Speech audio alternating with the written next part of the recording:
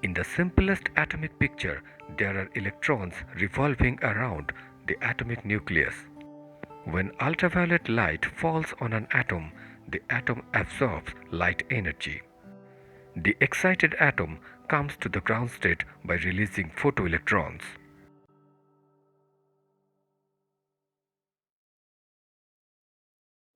What happens when more energetic light, like hard X-ray, falls on an atom? It knocks out atomic electron by direct collisional impact. Well, it may be surprising because to participate in collision and knocking electrons out, these are particle properties, right? But according to Maxwell's classical theory, light is an electromagnetic wave. So how can an electromagnetic wave take part in collision? Is light behaving like particle? Welcome to my tutorial video. Myself Dr. Jayanto Das from the Department of Physics at Panchakot Mahavidyalaya. In this session, we are going to discuss about an interesting quantum mechanical phenomena called the Compton Effect. My lecture has been subdivided in 4 different sections. The details of Compton's experiment will be discussed in section 1. Section 2 is all about the results of those experiments. The quantum theoretical explanation of Compton effect will be discussed in section 3. In section 4, the concluding section, the significance of Compton scattering will be discussed. The schematic model of Compton's experiment will be illustrated in this slide. Within the X-ray tube, electrons coming from the cathode filament hits the anode. X-ray generated in this process passes through a monochromator, so that the output X-ray is chromatic, that is, of single wavelength. X-ray of wavelength lambda passes through the collimator, and the collimated beam falls on a graphite sheet. The incident X-ray is then scattered at various angles, which is detected by an X-ray detector. The position of the X-ray detector may be changed to measure the wavelength of X-ray scattered at different angles. The scattering angle is measured in between the direction of incident X-ray and the direction of scattered X-ray. The results of Compton's experiments will be discussed here. Compton measured the intensities of scattered X-rays for various scattering angle phi. When he plotted these intensities as a function of wavelength lambda for various scattering angles, he obtained important results. Here we show the intensity I versus wavelength lambda plot for 4 different scattering angles. For the first case, the scattering angle phi equal to 0. In this case, the scattered X-ray is in the same direction of the incident X-ray. In the intensity plot, we observe a single peak whose maxima is at wavelength lambda. For the second case, the scattering angle phi equal to 45 degree. In the intensity plot, we observe a dual peak feature. The first peak corresponds to the wavelength lambda, while the second peak corresponds to the wavelength lambda prime. These two peaks are closely spaced to each other. For case number 3, the scattering angle phi is 90 degree. In this case, the scattered X-ray is perpendicular to the incident X-ray. In the intensity plot, we again observe a two-peak feature. But in this case, the peak corresponding to wavelength lambda prime is higher than the peak corresponding to wavelength lambda. Moreover, the peak separation is greater than the previous case. In the fourth case, the scattering angle phi is 135 degree. For this case, the peak separation increases significantly. In all these cases, except phi equal to 0, the scattered X-ray has two wavelength components. Moreover, we observe the wavelength separation between the intensity peaks increases with the scattering angle phi. The results of Compton's experiments may be understood easily with the help of the following model. Here we have replaced the graphite sheet by a general scatterer. When X-ray of wavelength lambda strikes the scatterer, the X-ray is scattered in all possible directions. If we now measure the primary wavelength components in the scattered wave at different scattering angles, we get the following results. For scattering angle phi equal to 0, the wavelength of the scattered wave is same as the incident wave. We indicate this scattered wavelength as lambda 0, which is equal to the incident wavelength lambda.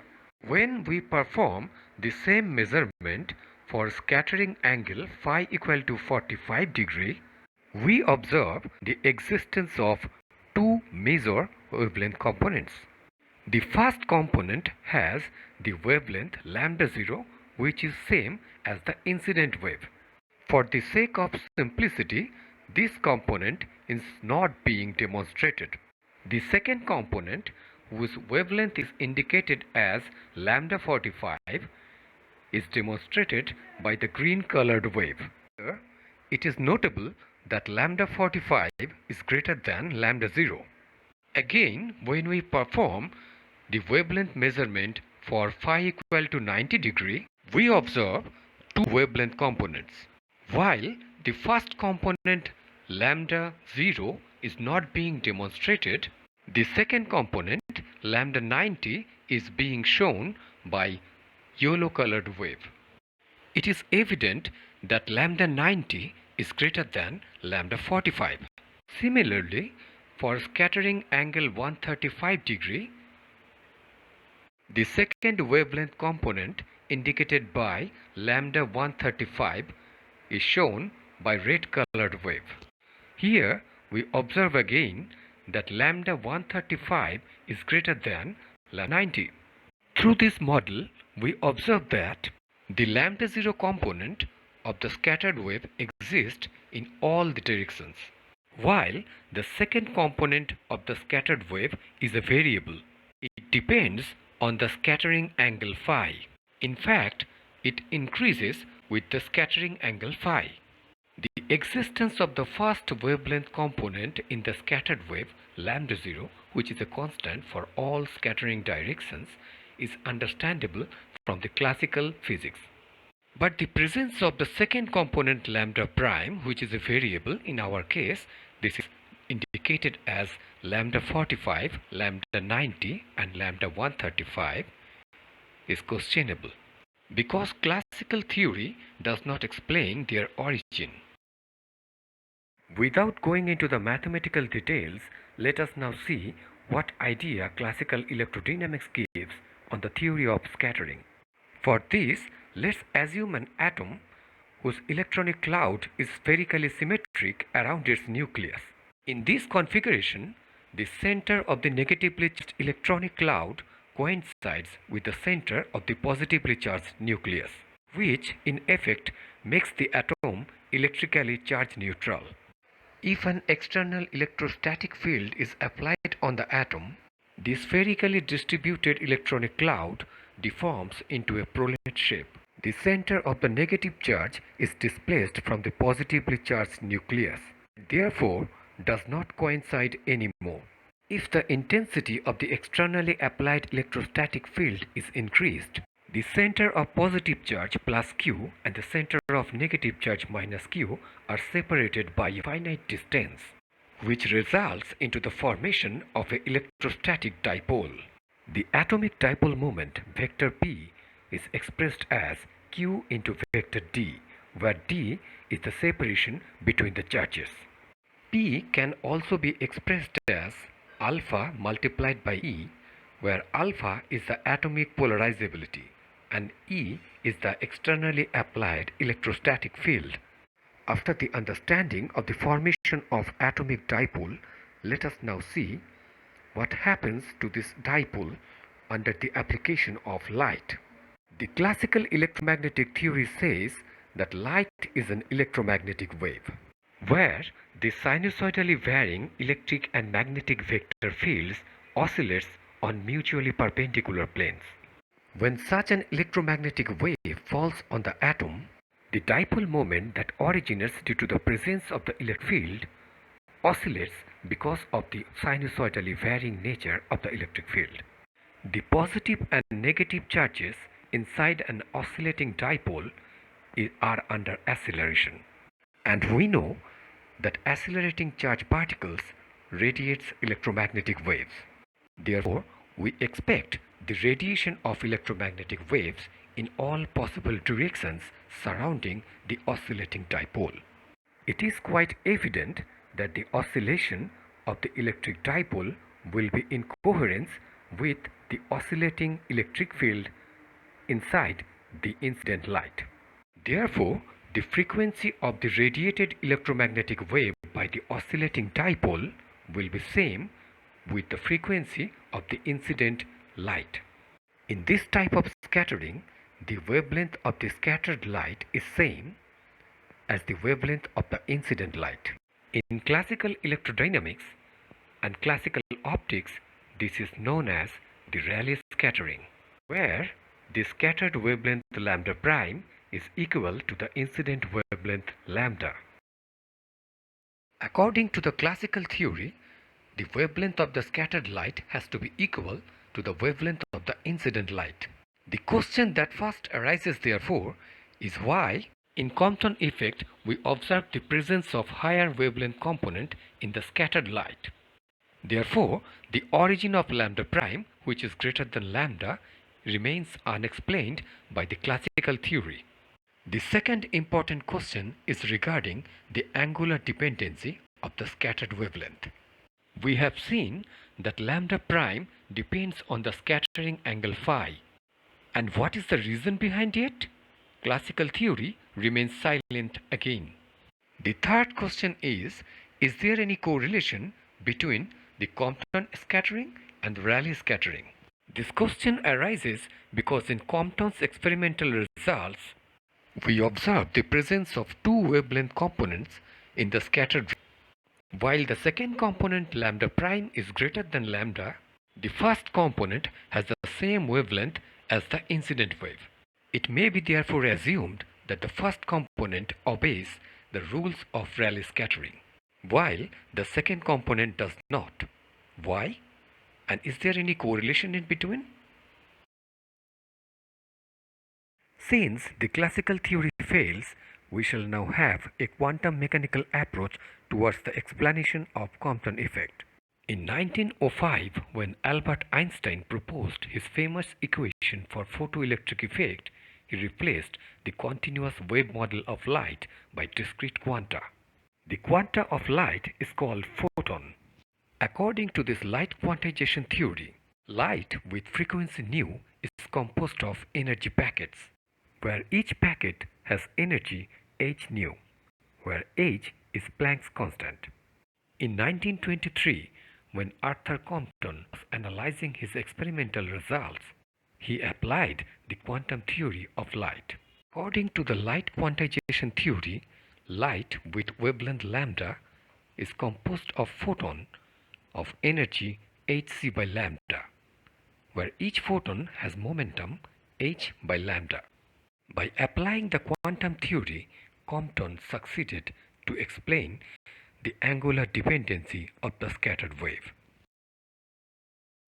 For explaining the observed wavelength shift, Compton's approach was simplistic. He considered elastic collision in between an X-ray photon and a free electron at rest. The photon moves with velocity c to collide with the static electron, and as a result of collision, the photon scatters at an angle phi, while the electron recoils at an angle theta. Now, one has to consider the relativistic energy and momentum of both the X-ray photon and the electron before and after collision. If we assume the wavelength of incident X-ray to be lambda before collision, then the corresponding photon has relativistic energy hc by lambda. Since the photon was approaching towards the static electron along x-axis, the momentum component along x-axis will be h by lambda, while the y component of the photon momentum will be 0. The electron was at rest before collision, so its rest energy E0 will be m0 c square, and because of its static condition, its momentum component along both x and y axis will be 0. Now let us look at the situation after collision. If we assume the scattered X-ray to have wavelength lambda prime, then its energy is hc by lambda prime. The x component of its momentum will be h by lambda prime cos phi. The y component of its momentum will be h by lambda prime sin phi.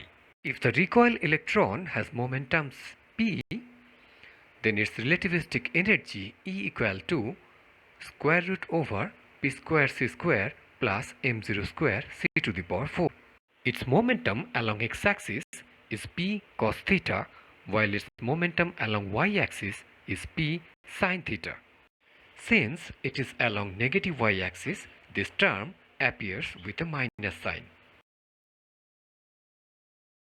Now one has to consider the conservation of relativistic energy and momentum before and after collision. The conservation of total relativistic energy gives us equation 1. Equation 2 is obtained from the conservation of x component of momentum, while the conservation of y component gives us equation 3. Squaring both sides of equation 1 and rearranging a little bit will give us equation 4.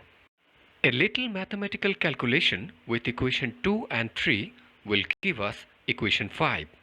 As we can see, the left-hand sides of equation 4 and 5 are equal. Therefore, we can equate the right-hand sides of this equation to each other and perform a little mathematics to obtain equation 6.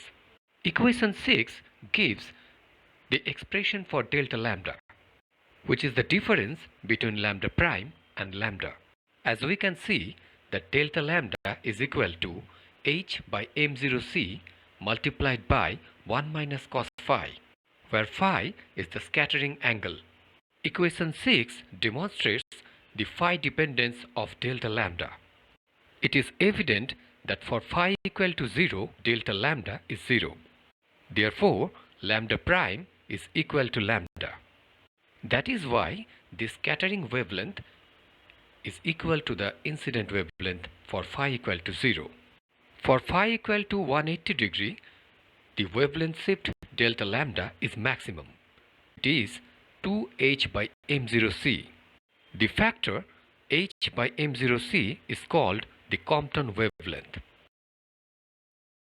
As we can see, the application of quantum mechanics justifies the Compton effect quite well. However, to derive the expression for delta lambda, Compton had to take help of few crude assumptions. The first one is the assumption of static electron. We know that inside a solid material, electrons are always moving.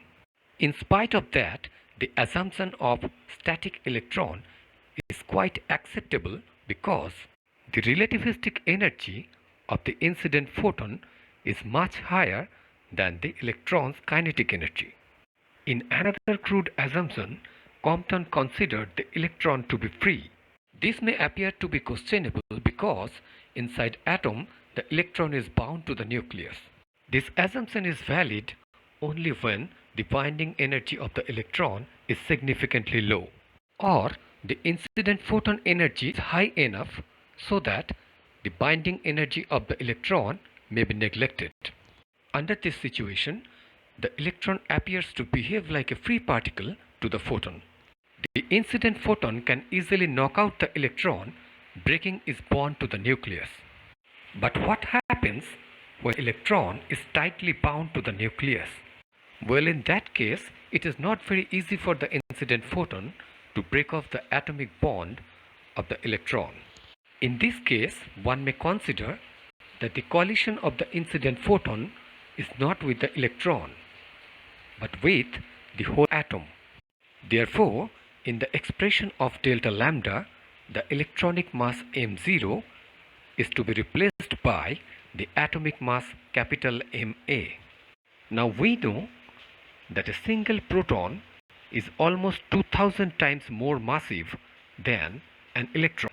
Therefore, the atomic mass Ma of a general atom will be much higher than electron mass m0.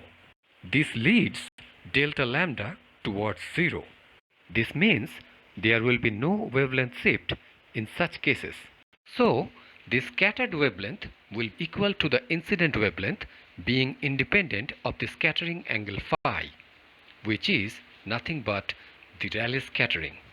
In this way, we can correlate the Compton scattering to the Rayleigh scattering. Compton effect is very much successful in demonstrating the particle nature of light. In fact, after photoelectric effect, it is the most significant experimental evidence in this regard. The theory of Compton scattering starts with the collision of X-ray photon with an electron and explains the increment of wavelength of the scattered X-ray. So starting with the particle nature of light, it gives a good description of its wave property. In this way, it supports the wave-particle duality. With these conclusions, we close this session. Thanks for your kind attention.